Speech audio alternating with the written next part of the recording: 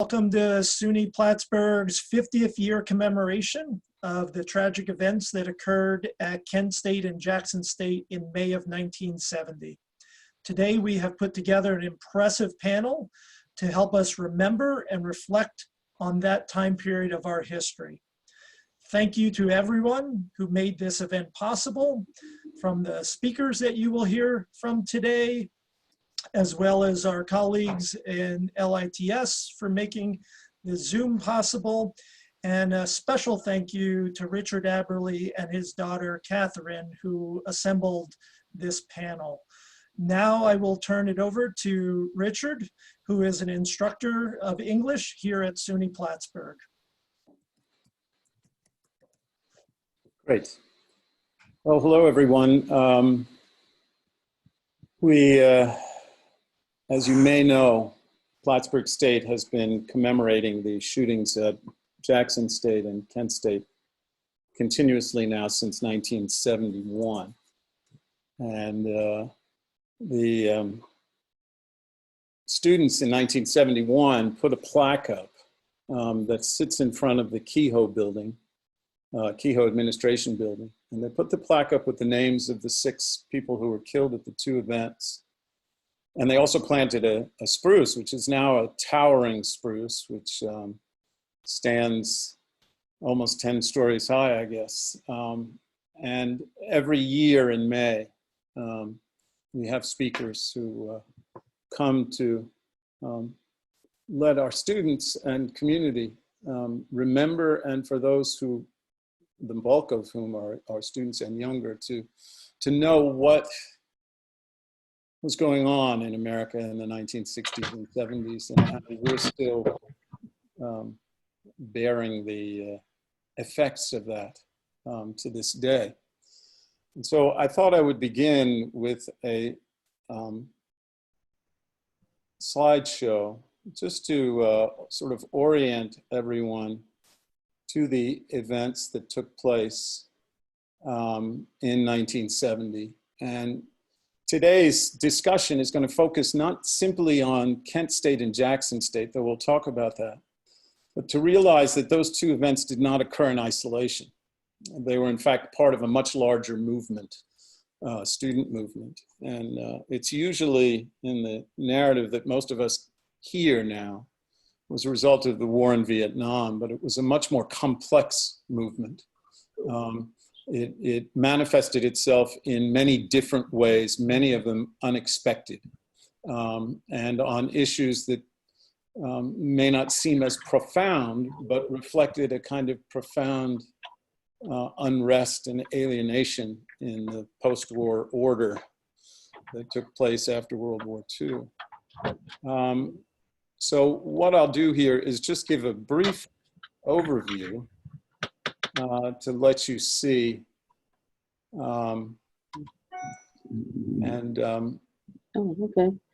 let you see what went on, and hopefully our other panelists will be able to get here in that interim. But here is the plaque that the students put in 1971. And just as a reminder, while many of us know Kent State and to a lesser extent Jackson State, these were not the only events. Jackson State was certainly overshadowed by what happened at Kent State, but let me go through this. On May 4th, 1970, as many of you know, a series of student protests that had occurred nationally were going on across the country, but one of the most active campuses at that time was Kent State in Northeast Ohio. And for 4 days, students were protesting against the Vietnam War, and in particular, President Nixon had announced the Cambodia invasion on Thursday. During the weekend, there were 4 days of protests, but the not only had the protest escalated in intensity, the protests had also, the response to the protests had escalated as well. On Saturday, the campus ROTC building had been burned down. The governor announced in a press conference on Sunday morning that the protesters were worse than brown shirts, he said, and the communist element, and also the night riders and vigilantes. And he said in that press conference, we're going to use every part of the law enforcement agency of Ohio to drive them out of Kent. We're going to eradicate this problem. And the next day, or that day, I should say, National Guard troops, two different groups, moved on campus. And for students who were there, you should know that this was a campus much like Plattsburgh State. And these were students much like you. And for those of us who teach, the ones that we see in our classrooms. They had imposed a curfew. The National Guard that night dispersed the crowd with bayonets. Half a dozen students were stabbed with minor injuries, but they were cut. And a curfew was in place. But the next day was Monday. And Monday, people thought that things would calm down. It was a day of classes. It was what seemed to start out as a normal class day. Students were heading to class. In the morning, the protests were declared a violation of campus rules as well as illegal, and there was attempts to disperse them with tear gas. At lunchtime, the students had, almost 2,000 students had congregated again, and tensions had escalated. And the National Guardsmen came back with tear gas masks and bayoneted M1 rifles. And they shot tear gas at the students to disperse them. Students, as you can see in the picture here, threw the canisters back at the soldiers. At one point, the soldiers turned as if to fire, but later on they did fire. And at least 29 of the soldiers fired 67 rounds in less than half a minute. And the effect, as we know from the images, which are now such iconic images from the time, left 4 students dead, left another 9 injured, one of whom was paralyzed for life. Most of the students that were shot were more than a football field away from the soldiers. And though the soldiers claimed initially that they felt there was sniper fire and their lives were in danger, only one student was within 100 feet of the National Guards who was shot. And so it was a moment of, a climactic moment of violence, but it didn't end there. We often talk about Kent State and Jackson State. In between those, on May 11th, Augusta, Georgia had a riot near the campus of Augusta State. And though it wasn't directly related to the campus, the riot there ended up with 6 people dead and 60 people injured. So the culmination of tensions over the course of the year had exploded in a 2-week span. And finally, on May 14th, a group of students had congregated in front of this women's dorm at Jackson State, protesting really a long history of racial insult discrimination that students experienced.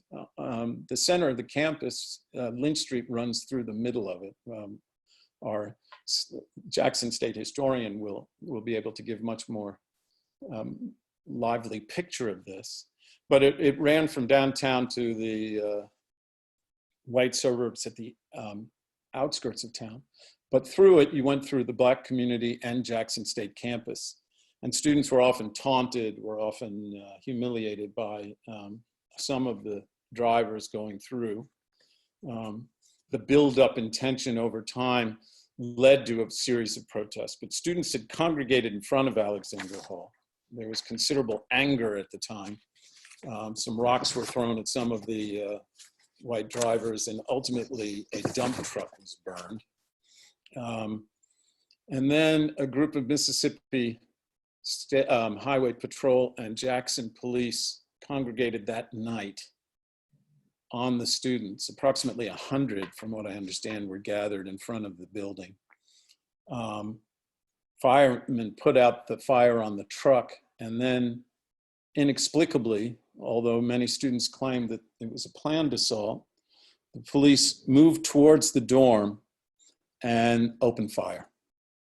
And again, in a matter of minutes, or matter of seconds, I should say, in less than half a minute, 460 rounds, it's estimated, were fired at the girls' dorm. And they were fired rather indiscriminately, as you can see from the photograph, at a dormitory where college students, like we have at every college, were living. Here's a picture from inside the dorm at the window at Jackson State. But the one thing that the memorial is meant to display is what it is that we should remember, and how we should remember is, of course, open to question. But one thing I wanted to mention before I turn it over to the panel and to the speakers is that these were real human lives. These were real students, much like the students we face today. And our students in 1971 put the names on the plaque, and I thought I should just reintroduce you to them. Jeffrey Glenn Miller had transferred from Michigan State. He was a fraternity member there and went to school that his older brother went. But he'd become disenchanted while at Michigan State, particularly with the war and with the state of affairs in American society. And he then participated in protests against the war. On his way to Kent State, he actually participated in an anti-war protest at the University of Michigan. When he went to Kent State, he was active in the anti-war movement. And he was one of the protesters who actually threw back the tear gas canister.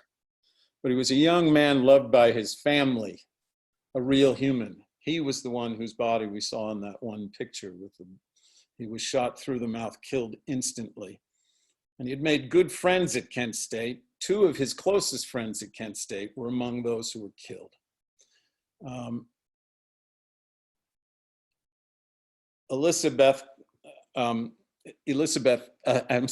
Allison Beth Krause was an honor student. She too had become active in the anti-war movement and participated in the demonstrations that day. She was shot in the chest 100 yards from the soldiers just a day before. She had written in a poem that, quote, "Flowers are better than bullets." But she was shot in the chest and died at the site. Sandra Lee Scheuer, also a friend of both Allison Krause and Jeff Miller, was a student at Kent State. And she was not involved in any of the protests. It was Monday, class had started. She merely walked to class. And she was 130 yards from the National Guard soldiers. And walking to class, she was hit in the neck and died on the spot. Finally, William Knox Schroeder, who had no involvement in the anti-war movement, was a star athlete and Eagle Scout. He went to Kent State majoring in psychology. He'd applied for an ROTC scholarship. He was on his way to class carrying his class folder. The bullet, he was only 19 years old. The bullet went through his rib cage, pierced his lungs, and he died in surgery an hour later. These were the four who died at Kent State. At Jackson State, there were two who died. Philip Lafayette Green had been a student at Jackson State. He hoped to go to medical school, but as one of his professors put it, he realized that might be impossible, switched to pre-law. He was married a woman that he had met in high school, and had a child, Philip Jr., who was christened just not long before this. And he was one of the students gathered in front of the building. The other one who died was James Earl Green, who was a high school student. And Green had been a high school student, was a track star, won a number of mile events on the track team, and had hoped to go to UCLA. And where was he at the time? He had been working at a local grocery store. And he was working at the local grocery store. His father had died, helping support the family, giving most of his modest incomes, but he worked from 4 to 10 every night, and he was on his way home, an innocent bystander. Now, I mention these to give a face to these tragedies. It's hard for us to imagine, but as we look at these faces and hear the lives, we realize they're very much like the students that we teach every day. But one thing I wanted to emphasize as we turn it over is that this was not in isolation. I mean, many people argue that the student movement began in 1964 at Berkeley, my old school, with the free speech movement. And certainly that was a major force in emboldening and empowering students, but it didn't begin there. Certainly, it started earlier as an outgrowth of the civil rights movement. We had Fisk students, for example, who participated not only in sit-ins in Nashville, but in starting being a major force in the Freedom Riders. At North Carolina A&T, students in Greensboro, North Carolina, sat at the segregated lunch counter at Woolworths, in which they, as you can see, were forced to try to desegregate the lunch counters and faced all kinds of humiliations. At Berkeley, in the more immediate time period, the year before Kent State, Jackson State, Augusta, Ronald Reagan helped escalate the response on campus. He had called the Berkeley students at the People's Park demonstrations a haven for communist sympathizers, protests, and sexual deviance. And he famously said, "If it takes a bloodbath, let's get it over with." And of course, there was nearly a bloodbath. National Guard troops standing there at Souther Gate at the entrance to the Berkeley campus moved in on People's Park. Here's a famous scene as they encircled some of the demonstrators. They too opened fire with birdshot, although some, it turns out, was buckshot. 50 students were hit. One visitor from San Jose was killed. Another student was blinded in the event that took place. But it sent a message that the time for a soft response was over on college campuses. And Reagan had, in many respects, set a tone that would carry over into the next academic year in the level of response that students would face in the protests. At Ole Miss, something we're going to talk about in the very immediate future, Mississippi was a center. Students had integrated, James Meredith had integrated just a few years before the University of Mississippi. This is a picture from a football game. But the students who were there, despite winning the battle in the courts over integration, faced intense discrimination on campus. And the Black students who were there, I think there was approximately 200 in 1970, decided that they would be activists protesting the discrimination that took place. They protested, interrupted a Up With People concert at the Fulton Chapel on campus. And when they did, the result was that 80 students were arrested, 8 of them expelled, including one of our speakers here. This set a tone in Mississippi just a short time before the Jackson State event. At Mississippi Valley State, one of the historic Black colleges like Jackson State, students were protesting, again, something different. They were protesting living conditions in the dorms, among other things, and on campus. But implicit in that, despite the fact that they had a Black president and race played a huge part and racism in their protests, the end of their protests were that Black police officers from around the state were sent, and the protesters were arrested despite a peaceful protest that marched in the Delta of Mississippi. And the 900 students who were arrested constituted the largest mass arrest on an American campus. And they were sent to Parchman Farm, the notorious Mississippi State Penitentiary. Those were the setup. So what I'd like to do now, we're going to have a student speaker give her reflections, and then we'll talk about Mississippi 1970 with our panelists. So I will turn this over to Jennifer Stanton. And Brian, if you want to. Well, just so everyone knows, Jennifer is our vice president for our student association and has agreed to share a few words. So thank you, Jennifer.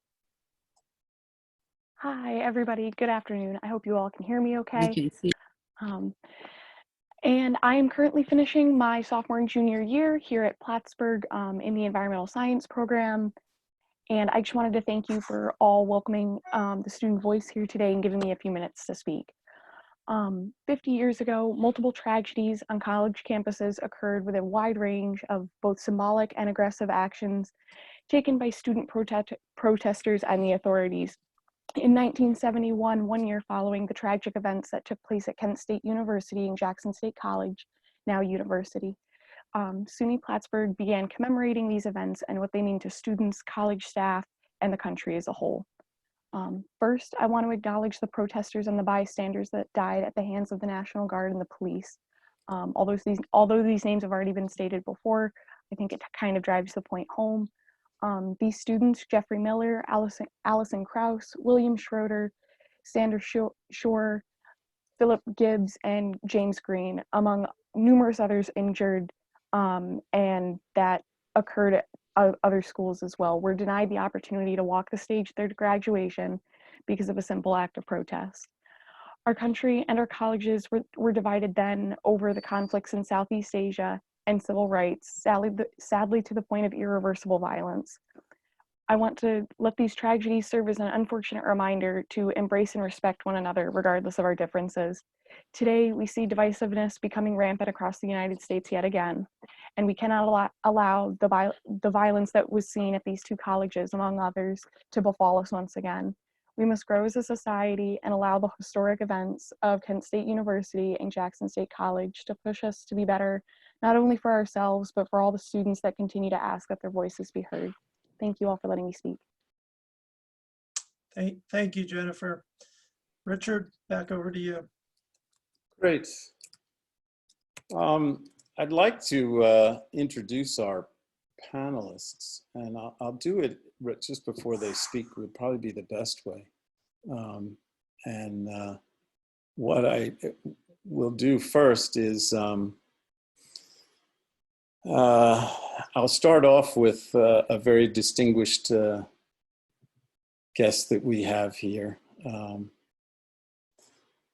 Robert Luckett is the director of the Margaret Walker Center for Civil Rights and a professor of history at Jackson State. He has written extensively on Southern history and issues involving Southern history.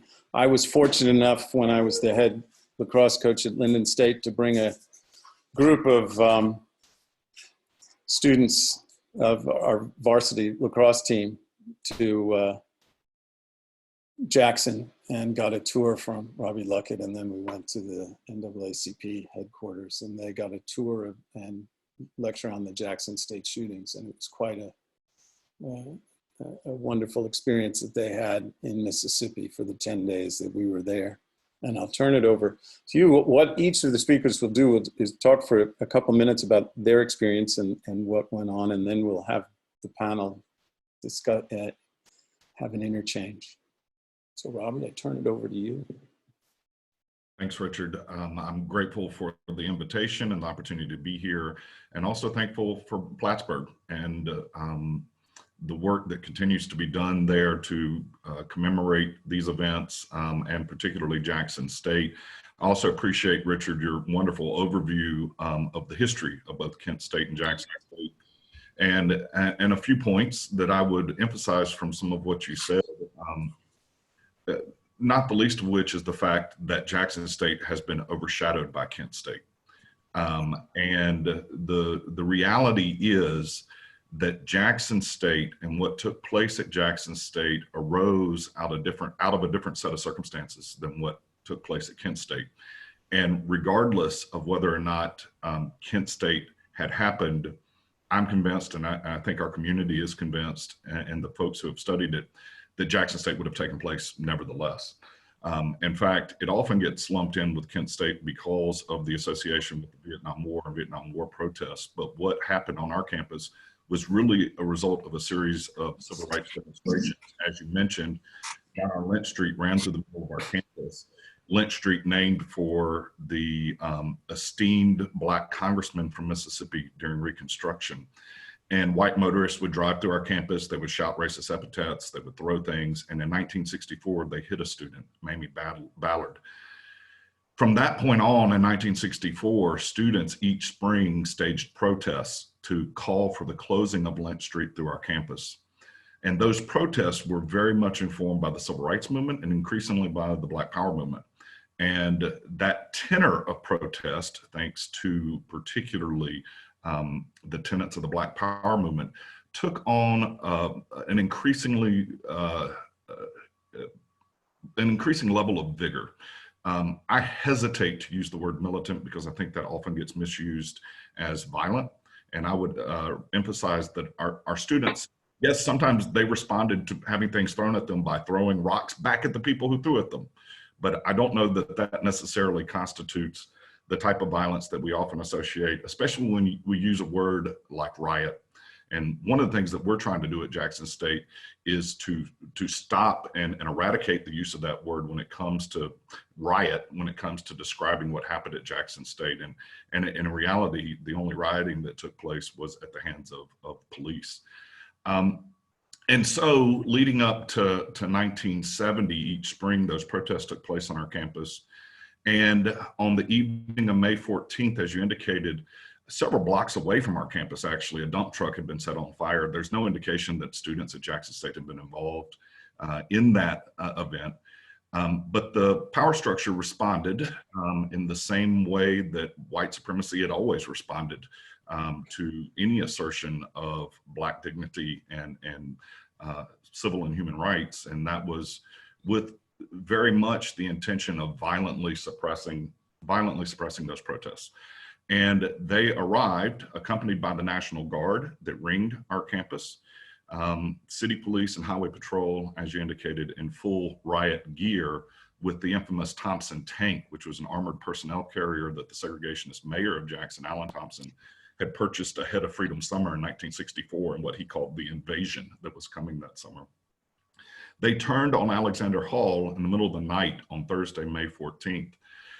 There were no protests going on at that time. The students, it was a Thursday night on a college campus. Students were peacefully assembled in front of the women's dormitory. They were hanging out. The police, as they did at Kent State, would absurdly and erroneously claim that there was a sniper in the women's dorm. Eyewitnesses will tell you that a bottle was thrown at the police. It broke at their feet and they opened fire. And as you mentioned, over 400 rounds of ammunition in the span of 28 seconds were sent into the women's dormitory. James Green, as also mentioned, who was the high school student at Jim Hill High School in Jackson, was walking on the complete opposite side of the street home from his after-school job, which means that the police were literally firing in every direction indiscriminately. It is only a miracle that just two young men were murdered that night, Philip Gibbs and James Green. As you mentioned, Philip was a junior political science major. He was married to his high school sweetheart. They had one son, and unbeknownst to him and his wife, Dale Gibbs, she was pregnant with their second son. They didn't realize at the time of Philip's murder that she was pregnant again. And so she would have to raise both of her sons without their father. Of course, there's the tragedy of losing James Green. No one was ever punished for that crime, and the families who sued the city and the state with the help of the famed civil rights attorney Constance Slaughter lost their civil lawsuits to recoup any kind of pain and suffering for their losses. So there was never any justice. I would point out that, ironically, the class of 1970 did succeed in that protest in closing Lynch Street through our campus, which would never open and is today the Gibbs Green Memorial Plaza, which you visited with your students, Richard. And they also didn't get to have a graduation. Commencement was canceled. The class of 1970 received their diplomas in the mail. And I think I would be remiss if I didn't point out that in the current pandemic, the class of 2020 also is standing at the point of not having a commencement, which will be the second time in Jackson State's history, 50 years apart. And if you're aware of the news and the studies, I would suggest that what we see in the pandemic, especially its disproportionately racist impact against people of color, is simply today another form of state-sanctioned violence, just as it was in 1970, even if it impacts many more people directly in the current pandemic. At least the lack and insufficient response by our leaders is informed by what continues to this day to be a racist power structure.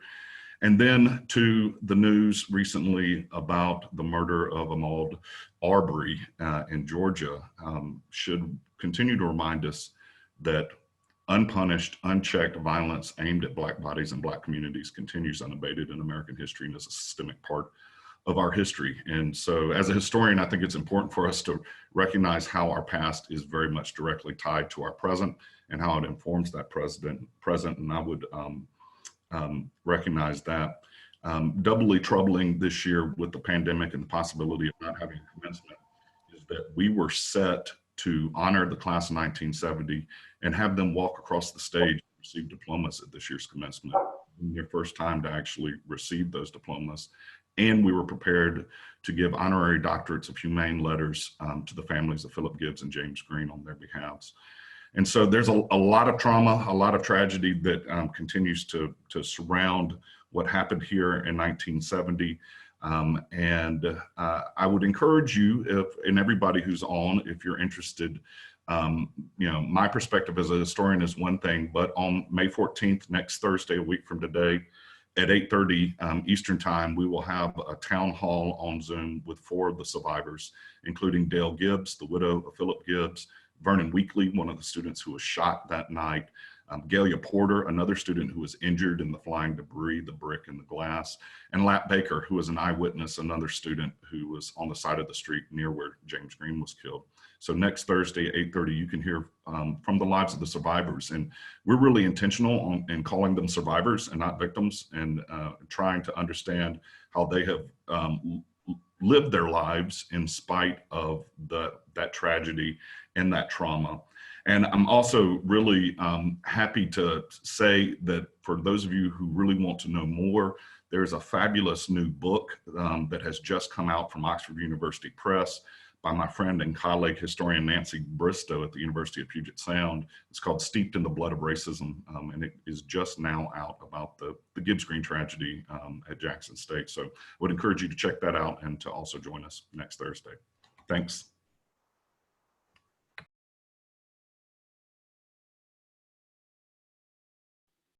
We'll get thank you very much, Robbie.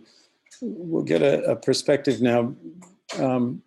Catherine Aberly recently premiered a documentary called Black Powered Ole Miss at the Fulton Chapel, the site of the protests at the University of Mississippi.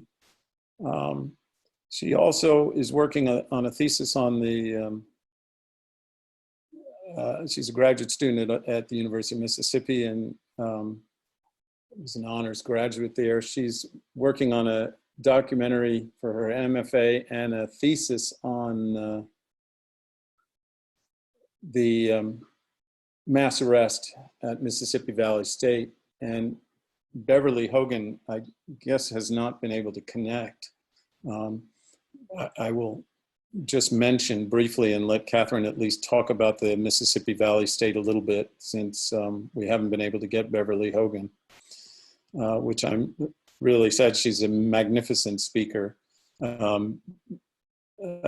Beverly Wade Hogan was the president of Tougaloo College. And Tougaloo College played a very interesting role in the student movement when students from Tougaloo attempted to integrate the Jackson Public Library. And a number of the people here, including Mr. Mayfield, went to Tougaloo from Ole Miss. She was a student leader at the demonstrations at Mississippi Valley State and ended up in the Parchman. She was sent to Parchman and spent 2 days at Parchman Farm, the notorious Mississippi State Penitentiary in the Delta. Mississippi Valley State, in case you're wondering, is a historically black college that was founded only fairly recently, I believe 1950. But it was a site of, again, 900 students being arrested. But I'll let Catherine talk about that, and maybe we can get Dr. Hogan hooked up before we're done here. So Catherine, I'll turn it to you for a minute or two. Okay. Yeah, I hope everyone can hear me. Hi, Catherine Averly.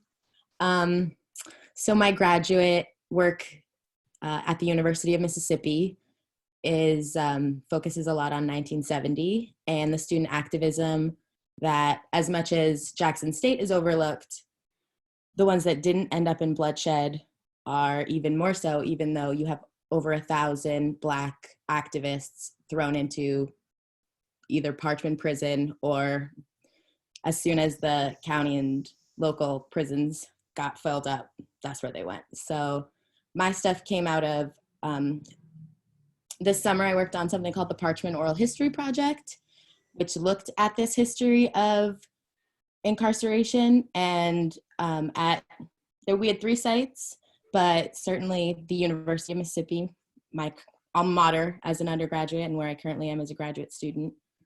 And when almost 90 Black activists were arrested, just a little over a week after 894 Black students at the historically Black Mississippi Valley in Itabena, Mississippi in the Delta were arrested by 56 Black officers that were taken from all over the state, pretty much, and they had recently deputized janitorial staff and cafeteria staff with quote unquote riot gear. And like Dr. Luckett was saying, with the calling it a riot, this was nonviolence. The students repeatedly pressed for the message of nonviolence, although I don't love also the use of militant maybe, but they were extremely disciplined and extremely avid. They had a list of 30 demands ranging from things like a full-time physician. They had to go all the way to Greenwood in case they needed anything more than basic first aid. They wanted females, women, and Dr. Hogan could have spoken on this more, but females couldn't drive cars on campus. They could only have visitations on certain nights, reminiscent of prison. They didn't have shower curtains. It was more like a public sort of, or they didn't have adequate ones. They wanted more PhDs. They wanted to know where their money was going. And all of this stemmed from a protest that had happened the year prior too, and it had been going on since like 57, where students wanted Black studies, more section in the library dedicated to Black writers. So it had stemmed from a lot of civil rights stuff and certainly influenced by Black Power. And then the state, in 1968, Nixon had passed the crime omnibus, I majored in Latin, bill that established the Law Enforcement Assistance Administration, which with their help helped sort of get these 56 Black police officers from around the state to, as a beefed up security guard for the campus when students had boycotted classes because their demands had not been met. So they started boycotting classes. Fannie Lou Hamer came to speak and really gave this incredibly motivating speech telling the students, do not, like, you have to demand it. They will not be given to you.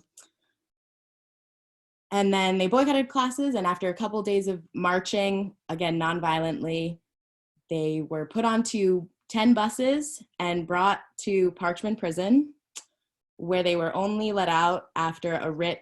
Well, their lawyers the same lawyers at the University of Mississippi, which I actually know less about, but as my thesis does not totally focus on that.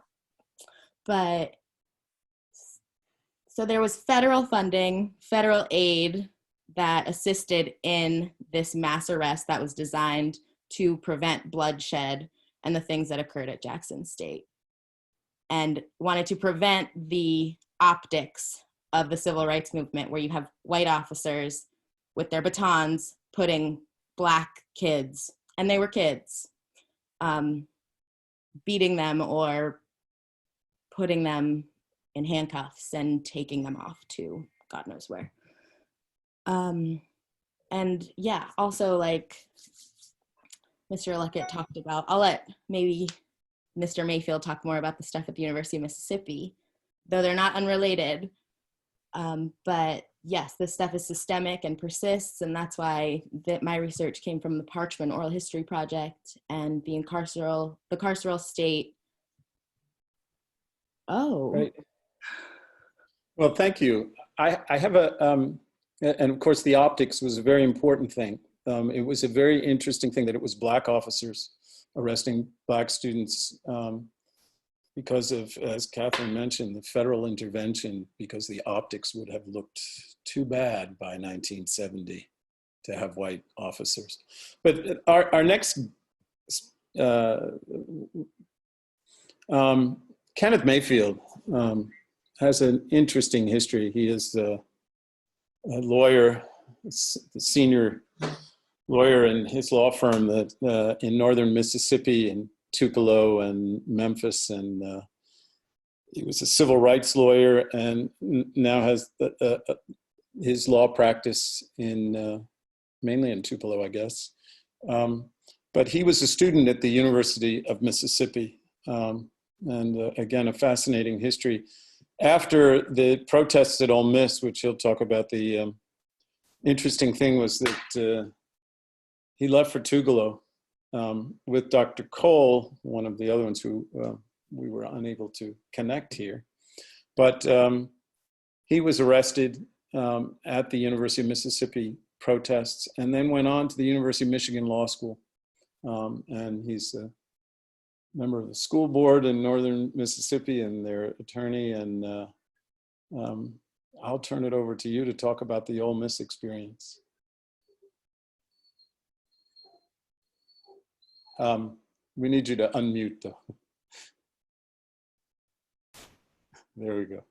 Okay, thanks to all of you. I'm glad to be here and reflect a little bit on the history. Some 50 years ago, I was enrolled at the University of Mississippi as a freshman in 1968. I was born in Chickasaw County outside of Oklahoma, Mississippi, raised on a farm. Mother and father were farmers. My father later worked on the railroad in Gary, Indiana, and was killed in an automobile accident when I was 9 years old. My mother raised 6 children. I enrolled at the University of Mississippi because I thought it was the Harvard. Didn't really understand that it was Mississippi's Harvard. I thought it was the Harvard of the United States, you know. I actually knew what Harvard was, but to me, it was just that great institution that Jane Meredith had integrated, and I wanted to be a rich lawyer. So I chose Ole Miss. My mother encouraged me to go somewhere else, such as Jackson State, but I selected Ole Miss because it was the best. So I enrolled there as a freshman, and my freshman year went pretty much without incident. During my sophomore year, we got a little involved in demonstrations. The first of which was going to a football game where we were sort of harassed because we supported the opposition team, which was out of Texas. And that was sort of the beginning of my involvement in the civil rights movement. I started attending Black Student Union's meetings regularly. And by February of 1970, I was pretty vocal and pretty outspoken at that time. I had been reading Eldridge Cleaver. I had adopted pretty much the Black Panther movement. And so unlike some, most of my other students there were probably not quite as militant, the word that you don't want to use, but I proudly called myself a militant back in those days, simply because I was angry. I was very angry. I was angry at the state of Mississippi, angry at Ole Miss and the plight of Black folks and the way Black people were being treated and mistreated. And I personally had some experience aggravated me, and to put it shortly, a gun was pulled on me by a white person in West Point, Mississippi, as I went to visit a friend of mine who was a student at a local community college called Muir Holmes Community College at that time. And Muir Holmes had gotten overrun with students back in that time because of the number of us who graduated like 1968, 69, were going off to college. And one of my best friends was a student at Muir Holmes. So I went down to visit him. I learned that he had to stay off campus because they didn't have enough dormitory rooms. And so I went out in the community trying to find a house where he lived. And unfortunately, I found myself in a white neighborhood. It didn't look like it was a white neighborhood. It looked like it could have been a Black neighborhood. So as I went and knocked on the door, one of the neighbors drove up and inquired, why was I knocking on the door? And I explained to him that I was looking for a friend of mine who attended Muir Holmes. And he says, basically, he's got 2 daughters that went to Mississippi State, he told me. He said, but you know damn well don't nobody live out here to go to Muir Holmes. And I just responded, I'm not from here. I'm looking for my friends, and that's the only reason I'm here. So he went to his vehicle and got a rifle, something that looks like maybe a 30-06 or something to that effect. And as I was standing on the porch of this little moderate home, little modest, very, very moderate. I mean, looked like a home that you see a typical Black person would live in, I guess you might say. And so he aimed a gun at me. And so I got in my vehicle. I debated whether I should run. I finally decided to get in my vehicle, and I backed out of the driveway. He kept the gun on me. I had plenty of opportunities to shoot. He obviously was just intimidating me. And so I pulled away. And I left there that day more angry than I've ever been in my life. And when I made my way back to Ole Miss, I mean, that anger just festered. It just got worse and worse. And so by the time we entered Fulton Chapel, February of 1970, I was one of the ones in the group who was very angry, you might say.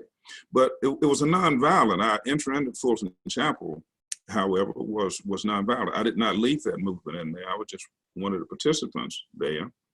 I was in my second year at Ole Miss at that time, political science major, still intent on becoming a lawyer.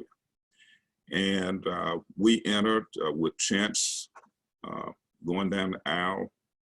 I think we entered down one aisle on Fulton Chapel and went up on stage as a group was performing, international singing group, peace group, as I understand it, called Up With People. And so as we were on stage, raising the fist and talking somewhat, they were still singing. They continued to sing throughout the protest. And once our leadership got word that the Highway Patrol had encircled the building, then we left off stage and went outside to meet with the Highway Patrol. And they arrested a group of us at that time. I think the first group was like in the 60s. 60 of us had gone into Fulton Chapel. And so we were all arrested, took us down to Lafayette County Jail. Some went on down to Parchman after the jailhouse got full. I was one of the fortunate ones who got stationed there in Lafayette County Jail. I think most of the females, if not all, went to Parchman. So we stayed in jail that night. We got out the next night. And a few weeks later, we got paperwork indicating that some had been suspended and put on probation and others got expelled. And I was one of the 8 that got expelled. And the reason being that supposedly I was one of the leaders in the group. We learned later that they were expelling people that they had definitive evidence on, such as photographs. So Dr. Cole and I were good friends at that time. Unfortunately, he was one of the others who got suspended or expelled from the university. And both of us called Tougaloo College and spoke to the president of the college at that time, President George Owens. And President Owens listened to our plight and our story and told us that he couldn't promise that we'd be admitted to Tougaloo. He said, but I can promise you, you will not be denied admission because of what happened at Ole Miss. He said, I've heard about it and I'm sympathetic to the cause. And so later we submitted our application and both of us were admitted to Tougaloo College. And I graduated there a year later, enrolled in University of Michigan Law School, stayed there for 27 months, got my law degree, went to Jackson, Mississippi, where I practiced with Reuben Anderson, Fred Banks, and Mel Leventhal, who for a chance was a civil rights lawyer as well, a Jewish civil rights lawyer from New York. And that's where I got my training in civil rights. And I was one of the fellows of the NAACP Legal Defense Fund.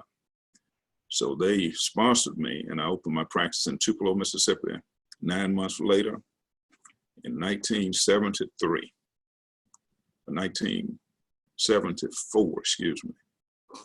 So in 1974, I started my practice as a civil rights, primarily as civil rights in Tupelo, Mississippi. And I've been in Tupelo, Mississippi since that time. That's my story. Well, thank you very much, Kenneth. I have to make a comment, and I almost feel embarrassed to make it, which is that we've been crashed a bit. I don't know by whom or how or from where. I've taught at Plattsburgh State for 10 years, and I've never seen an incident like this. But someone on our chat, we're trying to close the chat because we have a number of people. Again, I don't know where. We've advertised this all over both in Mississippi and New York. It could be from anywhere. But they have decided to use our commemoration as a vehicle for their offensive and racist positions. But that only highlights more the story that Kenneth just told us and the importance of events like this, that we need desperately to address the issues. And so what happened at Jackson State, what happened at Mississippi Valley State, what happened at Ole Miss are unfortunately living events. And we have what we've experienced now. And again,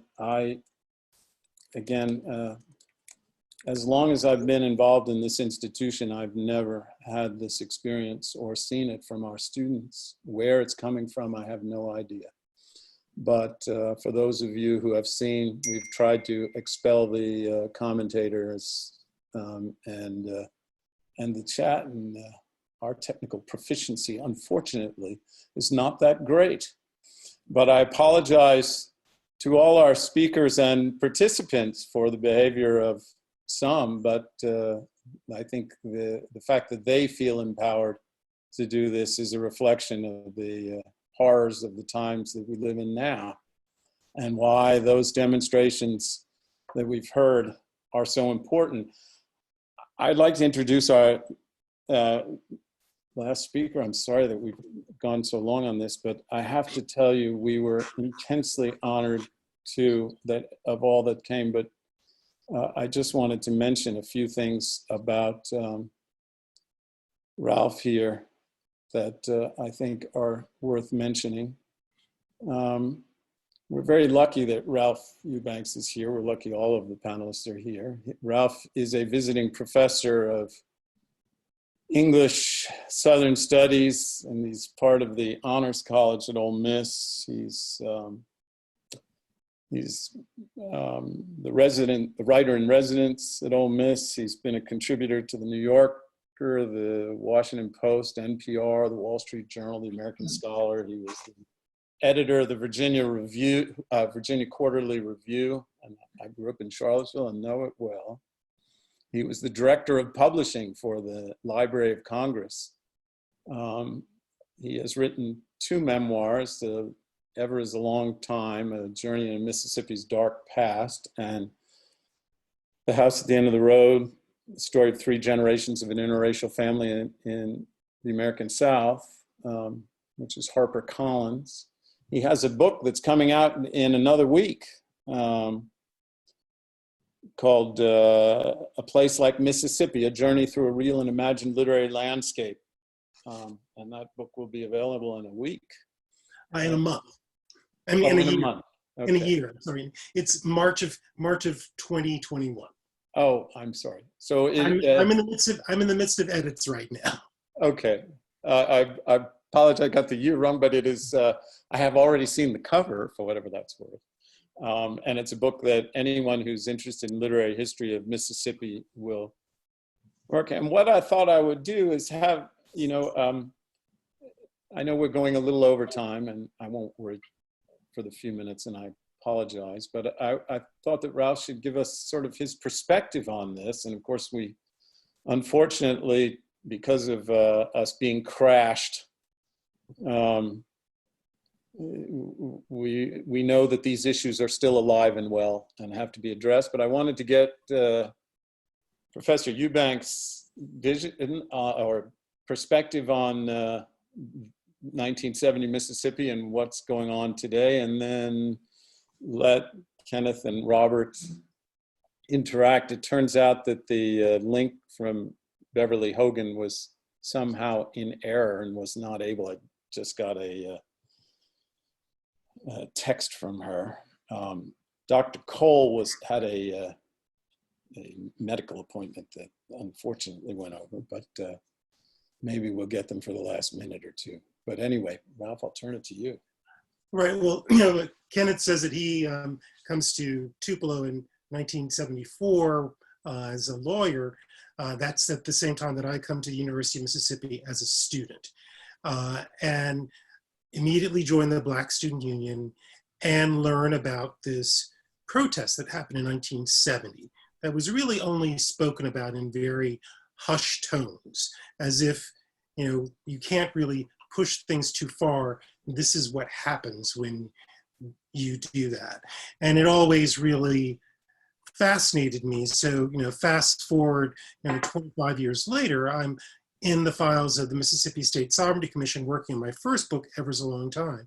And I run across this file that was kept of Black students. They kept a list of Black students for every year. And I was, trying to figure out more about that. And one of the people that I went to talk with about that was Donald Cole. And Donald Cole was someone I really wanted to have as another figure in Ever is a Long Time who was affected by the Sovereignty Commission. But at that point, Dr. Cole didn't even know that the Sovereignty Commission had been surveilling him. Then, go a few years later, and I'm teaching at the University of Mississippi, and the anniversary of this event that I'd heard so much about, that I'd been studying, is the 50th anniversary is coming up. And one of the things that turns up then is a declassified FBI file that ends up on my desk, where I learned that not only was the Sovereignty Commission surveilling the Black Student Union, but the Black Student Union was being surveilled by the FBI. And that happened from its inception. There were informants in the Black Student Union. So when Kenneth talks about the group of the Highway Patrol coming within minutes of their protesting, that's because the informant had let the FBI know that. It had really circulated out. So there's so many pieces of the story that I don't think we really understood until this declassified FBI file came about, which is one of the things that led me to write about this incident for the New Yorker, was that there was so much about this that I thought that I knew, but this file let me know there was so much that I didn't know, and that people like Kenneth, who were affected by this, I felt should also know, to kind of pull that story together. The other interest in this for me for 1970 is 1970 is also the year that Mississippi schools are desegregated. They're desegregated in the middle of the year. So you have on January 5th of 1970, you have the court-ordered integration takes place in all 82 counties in Mississippi. And then it's really within weeks of that that you have the Mississippi Valley protest, you have an arrest, you have the University of Mississippi, then you have Jackson State. So all these things in 1970. And as looking at this and trying to think about why, and this is something I think that Dr. Luckett will have some perspective on as well, 1970 being such a pivotal year in Mississippi, because everything that really Mississippi had been pushing against all this time, everything was starting to crumble.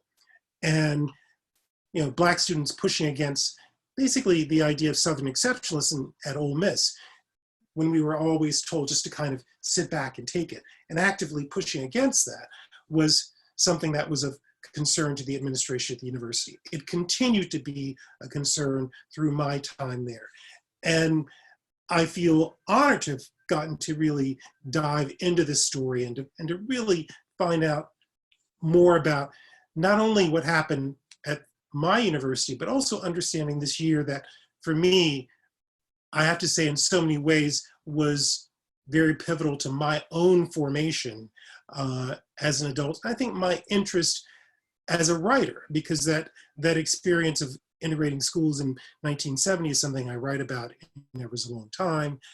And this incident at Ole Miss is something that I'm interested in and wrote about in Never Was a Long Time. And then really trying to fill out that story. And what I always say is that in Mississippi, and Robbie knows this as well as I do, that if, it's a place that's full of stories. And to understand what the story is in Mississippi, I always say, probe the silences. And this is one of those cases where I felt there had been a lot of silence, both at the university, both among the people who've been a part of that protest.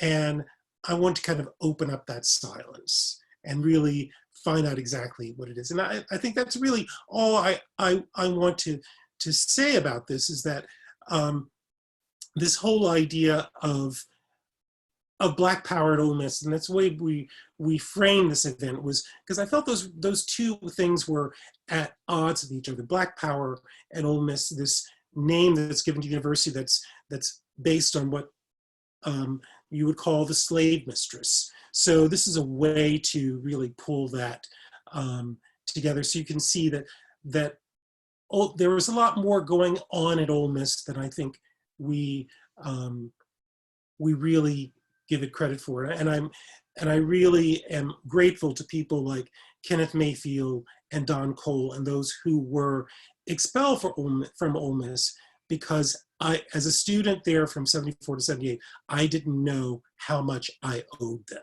And I'm grateful for what they did. And I'll just open it up there for discussion from everyone.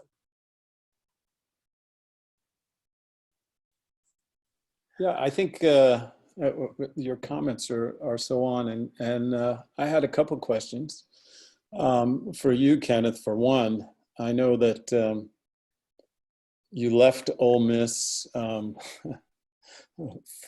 by force, in essence. But I was wondering, unfortunately, Dr. Cole isn't here, but he returned, ended up getting his doctorate there. And I know you were friends with him, but I was wondering what your thoughts were about Ole Miss in retrospect and now, and what you think of the fact that one of your friends actually returned to the institution, not only to do his doctorate, but then to be a faculty member at Ole Miss. It's a source of pride for me, for Dr. Cole. I mean, I exhibit a lot of pride when I talk about that. When my daughter got ready to go to college, then I called him. He was assistant provost at the university at the time, and told him I was trying to encourage my daughter to come to Ole Miss, and my daughter was resisting Ole Miss. She didn't see why I wanted her to come to Ole Miss, and she didn't understand this whole idea of closure, if you will. She just understood I'm a young person trying to get out on my own, so I want to get as far from Tupelo, Mississippi as possible. So she was going to go to Georgia, Atlanta. But I talked with her and had her to talk to Dr. Cole, and he talked to her, and we convinced her to go to Ole Miss. My wife, incidentally, graduated from Ole Miss as well, many years after I did. But yeah, I see that as a source of pride, one that I brag about quite often, that this guy has a story to tell. I told him he should have written a book long before I wrote my book. He should have written it, because he went full circle at Ole Miss and being kicked out and coming back there as assistant provost. I mean, I just thought that was a book that needs to be written, you know. But yeah, that's the way I look at it. I was proud to be back at the anniversary. I heard some of them say that they love the university. I actually do like Ole Miss. I like it as a university now. I was, again, one of those who was a bit kind of out there, a little more to the left than, say, a Dr. Cole. Even though we're best friends, he was never that militant type. But I was really reading up on the Black Panther movement, and I wanted to. I was one of those who wished that I had opportunity of having a gun back in those days, but realized in hindsight what a mistake that would have been. If I had had a gun, I'm sure I would probably not be alive today. But certainly I looked at things totally different from the way I look at them now. So I'm kind of thankful that I was able to survive during those times and to make some changes in my life where a lot of hatred and anger that I had back in 1970, it was damaging to the soul. And Professor Luckett, just a question for you. How do you think that, how do students react now at Jackson State to that history? And to, obviously, as we witnessed today, unfortunately, the fact that racism not only never disappeared, but it has become suddenly re-empowered. And how do students put that into the context of history like the events at Jackson State? What's your perception in teaching students there? Yeah, my students are certainly aware that they continue to live in a world where this type of really just disgusting racist actions and rhetoric and violence is a real part of their lives. I mean, they are very much aware of movements like Black Lives Matter and modern activism. What they haven't had is the opportunity to be taught about their history. And many of our students, obviously at a public institution in Mississippi, come from public schools in Mississippi. And you can imagine our public education system avoids the topics of activism as much as it possibly can, and particularly efforts to assert Black power, Black agency, and just simple human dignity. I'm glad that Ralph mentioned 1970 as a real seminal point in Mississippi. That's especially because in 1969, the Supreme Court had issued its decision in its case to finally force schools to desegregate throughout the country, but specifically in Mississippi. And January of 1970, there were 30 school districts in Mississippi that were specifically forced to desegregate by the Supreme Court, and other school districts had until the fall of that year to desegregate. And what you saw was a resurgence of massive resistance to any form of Black advancement. And so all of that is part of the context of what went on. And since then, we have as a state done our very best to avoid actually engaging that history and grappling with the realities of it. And so that is to say that my students, they recognize what they're facing in the present. They haven't generally been taught about their past and how that connects to the present, but they want to be, and they are interested and engaged, and they are activists in their own rights. I'm always amazed to see young people stepping up much in the same way as they did in the 1960s on our campus. People ask me all the time, well, why isn't this generation more like they were in the 60s? And I'm saying, you just aren't paying attention. You're not looking and interacting with the same students that I'm interacting with at Jackson State. I mean, they want to know this past. They want to understand its connection to their very real and tangible present. And how the racist power structure continues to manifest itself in America, and how that's rooted systemically throughout our history. I mean, I would echo what Robbie was saying, that idea of understanding that history. I too run into a lot of students who've gone through Mississippi public school system who don't know this history, but I also am teaching at a school that is a predominantly white institution. I also have a lot of students who have been through the private school system too, where this isn't taught as well. So you have, and what we have so often in Mississippi is this segregated memory, segregated cultural memory. And that is one of the things that I find as I teach Southern Studies, particularly to freshmen in the Honors College, is focusing on how do we really change our cultural memory so we understand the full breadth of it, rather than this piece of it that we've all been given when we've been in our separate spheres. Yeah. Well, you know, it's interesting. I know that you had said that Mississippi had desegregated in 1970.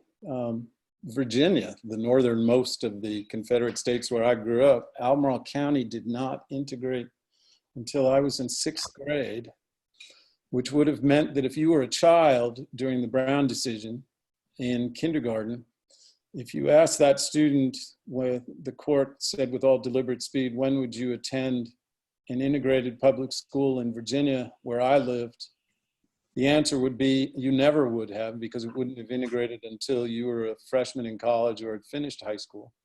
And there were 2 elementary schools on my side of the county. The Meriwether Lewis School was white, the Virginia Murray School was Black. There were only 5 white kids who went the first year of integration. And so despite the integration in 1970 in Mississippi, much like Virginia, the attendance at private white academies meant that the segregation continued. How do you find, I'll just finish up, the public schools and private schools in Mississippi now? It's funny, Plattsburgh State is located in really the whitest belt of America.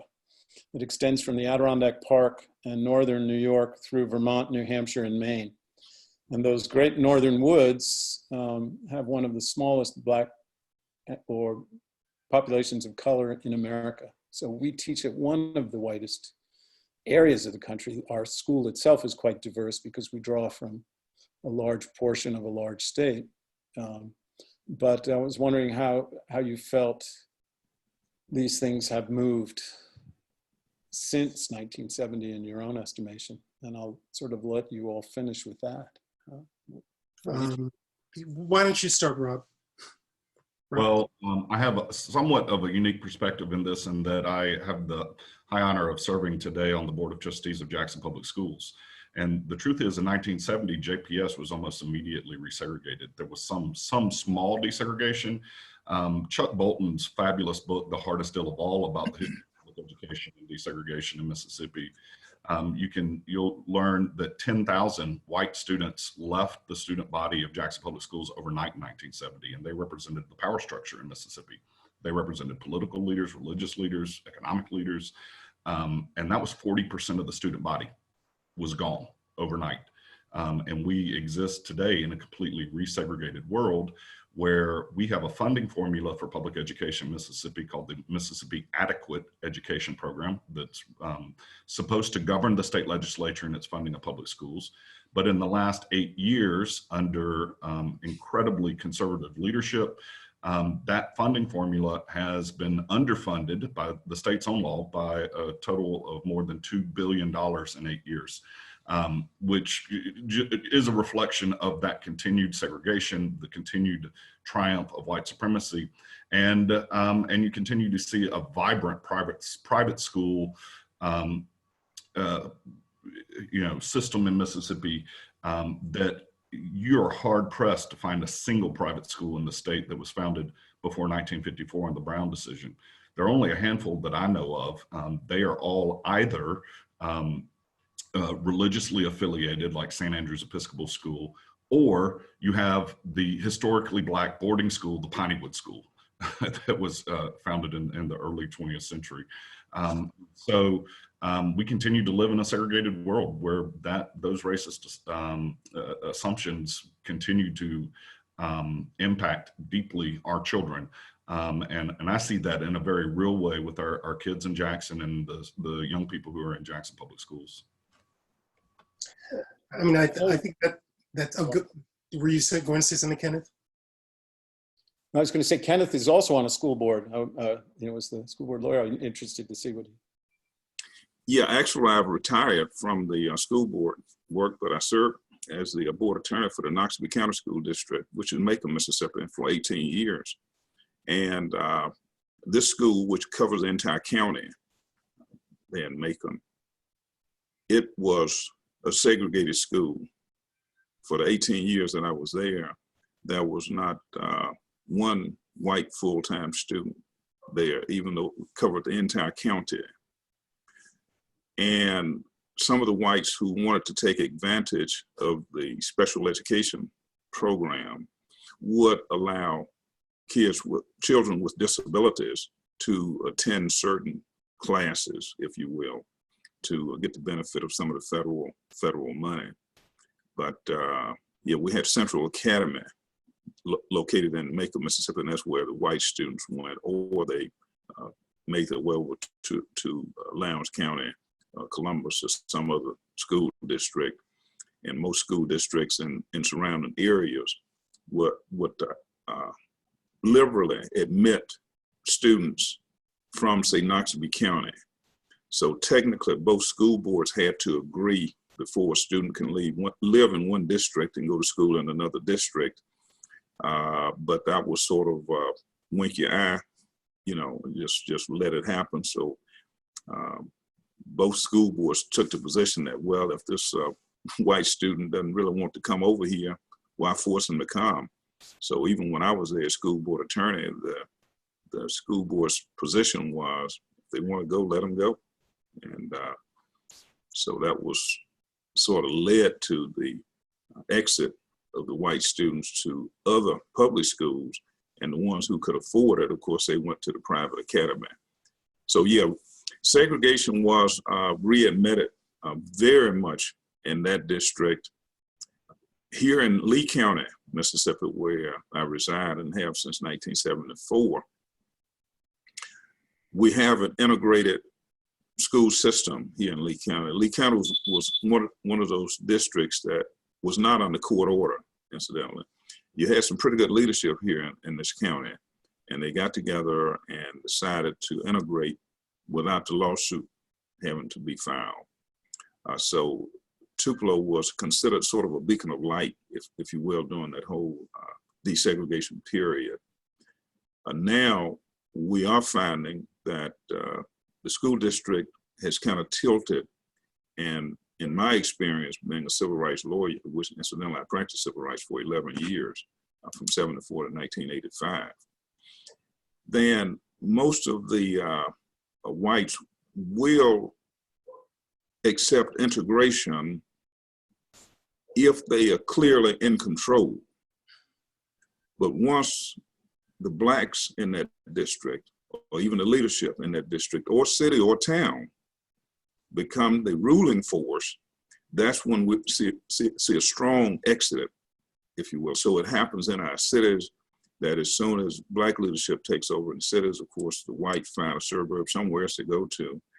And the same thing happening, of course, in the school system, is that as soon as it tilts and it becomes a predominantly black school, then now the pressure is on for the white students or their parents to get them out of there.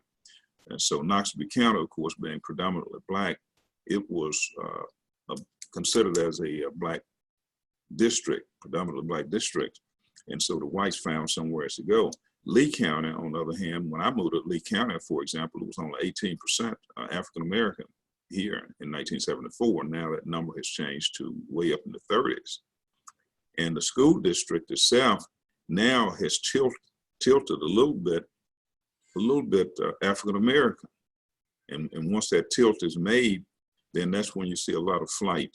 And of course, we are now experiencing that here in Tupelo, Mississippi.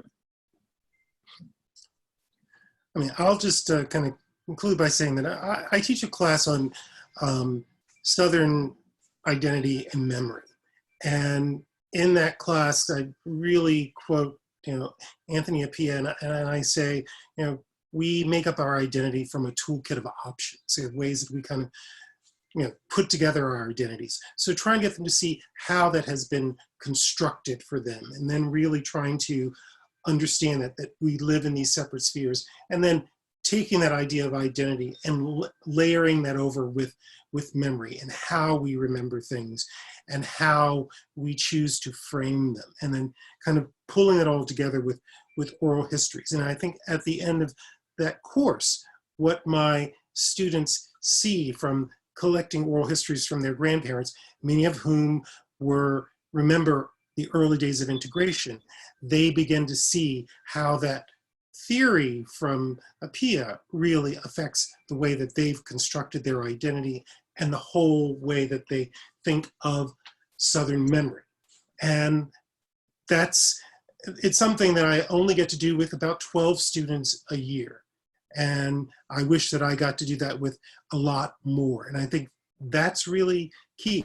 We have a very small group of people who are beginning to understand and to interact with these issues.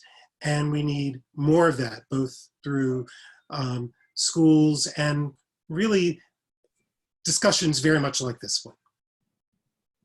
Well, I want to thank you very much. I'll just close by saying this. The narrative is usually Kent State. We listen to Crosby, Stills, and Nash, Ohio. And I think it's important to recognize that the student movement was much more complex than that. And race was certainly a central feature in serving as its impetus. And, when you think about People's Park even, it was about how the university controlled its own property. It wasn't directly related to the war. It was more like the Buffalo Springfield song. There's something happening here. What it is ain't exactly clear. There's a man with a gun over there. And I think that the fault lines in American culture run in so many directions. But it's very clear that we have not repaired those faults by any stretch in any complete way. And I'm glad that we've had this chance to discuss that and to remember Kent State and Jackson State as much more complicated and of a problem in America that those protests expressed that is not by any means repaired. And at this particular moment in history, I think we're facing, you know, a level of difficulty in seeing those fault lines reemerge. So, but I have to tell you, you all were marvelous. I love what you had to say. And I thank all of those of you who came. And again, we had a witness to the very difficulties that we face as a culture in this particular political era. And I'm sorry we did, but on the other hand, I suppose we need to be reminded that there's no place for complacency and that we have to fight this struggle endlessly. Thank you very much, Ken, and thank you, Robert. Thank you, Ralph. I know my daughter had an exam she had to go to. Thank you. And again, I appreciate everyone. Brian, I'll turn it to you. He's our vice president. Just thank you all. You know, this was very informative, very moving. And I also apologize that we were infiltrated per se, but thanks for everyone who's been able to join us, and have a good rest of your day. Okay, thank you. Thank you. Take care. Thank you. Have a good day, everybody. Thank you, Okay. Jennifer. All right.